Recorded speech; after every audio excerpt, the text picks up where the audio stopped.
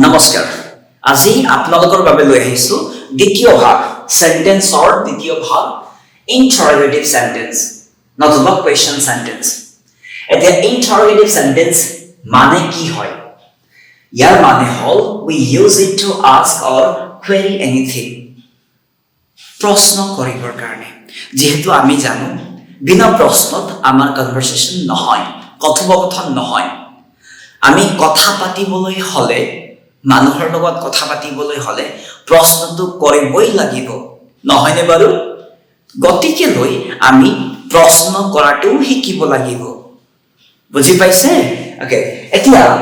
প্ৰশ্ন কৰা বাক্যবোৰ একমাত্ৰ মন দিব এই ইন্টাৰোগেটিভ সেন্টেন্সত পোৱা যায় যেতিয়া আপুনি কাবাক প্ৰশ্ন কৰিব সেই প্ৰশ্নবোৰৰ ঠিকনা বা সেই বাক্যৰ ঠাই ঠিকনাটো হল ইন্টাৰোগেটিভ সেন্টেন্স ইয়াৰে পৰা লৈ যোৱা যায় যিমানে প্ৰশ্ন নহওক কিয় যেনেকৈ প্ৰশ্ন নহওক কিয় যোনে নকৰক কিয় প্ৰশ্ন মানে হল এই সেন্টেন্সৰ দ্বিতীয় ভাগৰ পৰাই লৈ যোৱা যায় ঠিক আছে এতিয়া মন দিব সমাজত বিশেষকৈ প্ৰশ্নৰ তিনিটা ভাগ হয় মন দিব সমাজত প্ৰশ্নত তিনিটা ভাগ হয় সেই তিনিটা ভাগ হল yes no question বুলি আমি জানো বা কম নেক্সট হল WH question বুলি আমি কম নেক্সট টেক question বুলি আমি কম ঠিক আছে এতিয়া yes no question মানে কি হয় ইয়াৰ সৰুকৈ ডেফিনেশন দিয়া হৈছে এনেতো ইউটিউবত আপুনি yes no questionৰ বিষয়েও এক্সট্ৰাকৈ দীঘলীয়া ভিডিও পাব WH questionৰ বিষয়েও আপুনি পাইছে সাকে যদি পোৱা নাই চাই লব প্লেলিষ্টত IELTS ইন্টাৰনেশ্যনেল আসাম বুলি মাৰিব পাই যাব আপুনি ধুনীয়াকৈ তাৰ পিছত নেক্সট টেক কোৱেশ্চনও আপুনি পাই যাব ঠিক আছে এতিয়া আমি জাস্ট থমুলকে গৈ আছো ইয়াত যেহেতু আমি চ্যাপ্টাৰ 2 সেন্টেন্সৰ হয় ঠিক আছে অকল কোৱেশ্চনৰ চ্যাপ্টাৰত আমি নাই গতিকে থমুলকৈ yes no question কিয় ব্যৱহাৰ কৰিব লাগে we use it to get confirmation when we don't know about it মানে হল নজনাকৈ কিবা বস্তু আমি নাজানো বা আপুনি নাজানে সেই বস্তুৰ পৰা যদি আপুনি নিশ্চিত হ'ব বিচাৰে কনফাৰ্মেশন লাগে আপোনাক সেই ক্ষেত্ৰত আপোনাক yes no questionৰ ব্যৱহাৰ কৰা হয় আৰু yes no question আমাৰ বাক্যৰ আৰম্ভণি yes বা no দি আৰম্ভ নহয় কিন্তু যেটো প্ৰশ্ন কৰা হয় সেই প্ৰশ্নৰ উত্তৰত আৰম্ভণি সদায় yes বা no থাকে গতিকে ইয়াৰ নামটো পৰে yes no question বুলি দেই ওকে তো yes no question নজনাকৈ নিশ্চিত হবৰ বাবে আপোনাক yes no question বুলি ক'ব লাগিব ধৰি লওক এই মই মাৰ্কাৰ লৈ আছো তো ইয়াক নজনাকৈ মই নাজানো তো মই নিশ্চিত হ'ব বিচাৰিছো আপোনাক সুধিব বিচাৰিছো ঠিক আছে যেনেকৈ is it your pen is it your marker sorry they pen নহয় marker হয় okay তো সাবো is it your marker কি কলো মই ধৰি লওক মই নাজানো নজনাকৈ নিশ্চিত হ'ব বিচাৰিছো মই আপোনাৰ পৰা যে is it your pen বা marker ঠিক আছে তো এই ক্ষেত্ৰত আপোনাৰ উত্তৰ কি হ'ব যদি হয় yes it is বুলি কব যদি নহয় no it isn't বুলি কব হয়তো ইমান সহজ তো ইয়াত এক্সাম্পল দিয়া হৈছে চাবচোন do you do the work হয়তো don't you do the work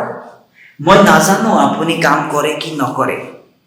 নজনাকৈ নিশ্চিত হ'ব বিচাৰিছো মই ঠিক আছে তো এই ক্ষেত্ৰত আপোনাক মই কেনেকৈ সুধিম do you do the work আপুনি কাম কৰে নে জব কৰে নে এনেকুৱা ধৰণৰ আৰু তাৰ পিছত answer yes I do the work yes okay no I don't do the work যদি নকৰে no দি দেব হয়তো ঠিক তেনেকৈ don't you do the work আপুনি কাম নকৰে নে হয়তো যদি কৰে yes I do যদি নকৰে no I don't হয়তো ইমান সহজ এইটো আছে yes no sentence হয়নে তাৰ পিছত আমাক আহিব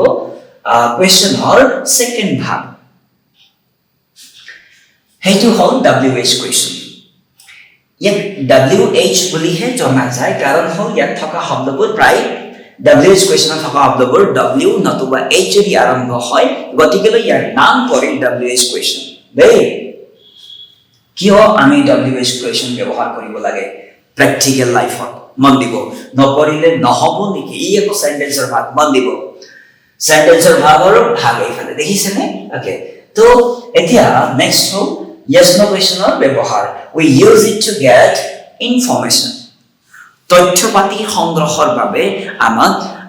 WH কুৱেশ্যনৰ ব্যৱহাৰ কৰিব লাগে ধৰি লওক মই নাজানো আপোনাৰ নাম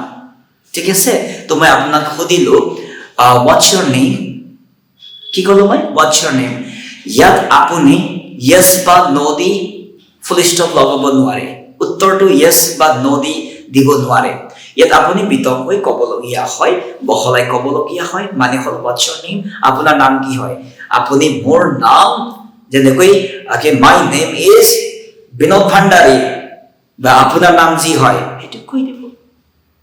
বুজি পাইছে নহয় সেন্টেন্সৰ ভাগ কেনেকৈ কাম কৰে সব দৰকাৰী হয় মন দিব এক্সাম্পল হিচাপে ইয়াত দিয়া হৈছে why do you do the work negative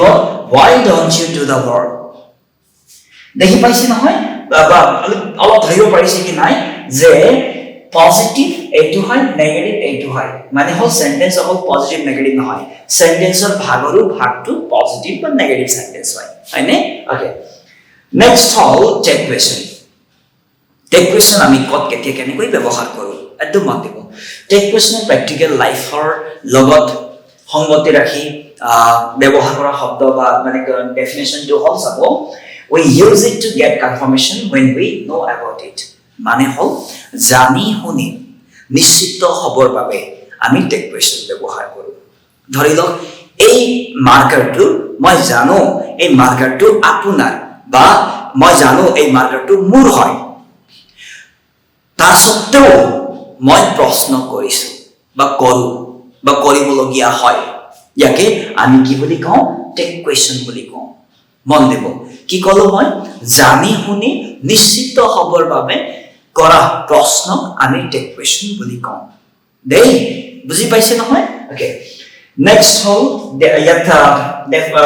হলকৈ example দিয়া হৈছে সেইটো হল চাবচোন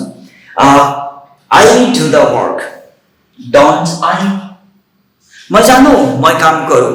তথাপিও কোৱা হৈছে জানি শুনি নিশ্চিত হবৰ কাৰণে I do the work